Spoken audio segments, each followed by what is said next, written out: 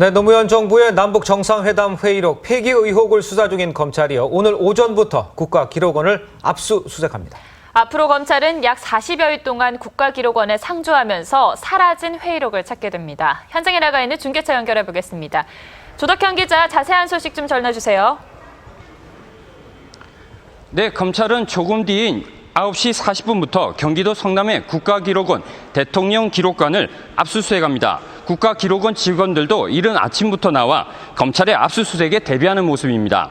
검찰은 검사 6명과 디지털 분석요원 등 모두 28명의 인력을 투입해 노무현 정부 시절 청와대 문서관리 시스템인 이지원 사본과 대통령 기록물 관리 시스템 팜스 등을 살펴볼 예정입니다.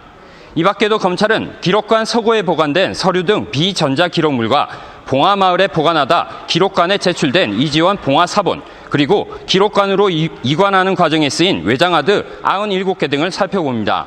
이들 자료에 대한 분석을 바탕으로 검찰은 대통령 기록물이 국가기록원으로 이관되는 전 과정을 되짚어볼 예정입니다.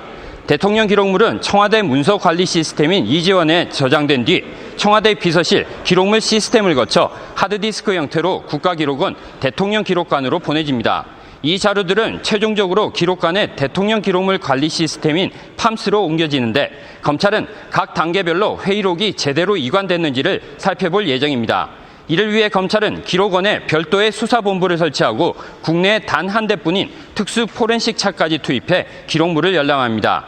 특수차에는 컴퓨터 하드디스크와 각종 전자데이터 등의 자료를 대검찰청 포렌식 센터 수준으로 분석할 수 있는 장비가 탑재되어 있습니다.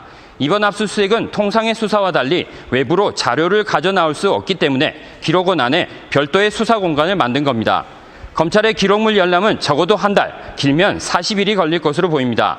검찰 수사팀은 매일 오전 9시 국가기록원으로 출근해 오후 10시 정도까지 자료를 분석하는 출퇴근식 압수수색을 진행하게 됩니다. 검찰은 또 압수수색 전 과정을 모두 CCTV로 녹화해 수사 공정성 논란을 사전에 차단하겠다고 밝혔습니다. 지금까지 성남 국가기록원에서 TV조선 조덕현입니다.